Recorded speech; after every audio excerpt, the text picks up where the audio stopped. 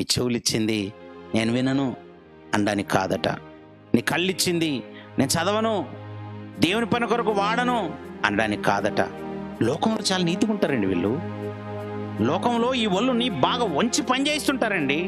ఓ రోజంతా కష్టపడితే ఒక 500 కాగితం, వాటి గురించి గొడ్డులా కష్టపడుతుంటాడు. అక్కడ మాత్రం చాలా న్యాయం, అక్కడ మాత్రం చాలా నీతి. అక్కడ చెవులు వాడతాడు, కన్ను వాడతాడు, నోరు వాడతాడు, అన్ని వాడతాడు.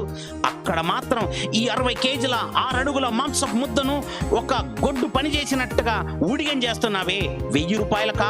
1000 రూపాయల కొరకు ఇంత కష్టపడుతున్నావు కదా. దేవుని సన్నిధికి వచ్చేసి చక్కగా ఆయన సన్నిధిలో కూర్చొని వాక్యం వింటే అంత కష్టమా?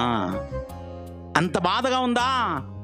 ఆ పరలోకమందున్న దేవుడు ఎన్ని మాటలు చెప్పిస్తున్నా మారకపోతే, ఎన్ని మాటలు పలికిస్తున్నా మారకపోతే, ఎన్ని పాటలతో ఆయన హెచ్చరిస్తున్నా మారకపోతే ఏం చేయమంటారండి ఆయనను?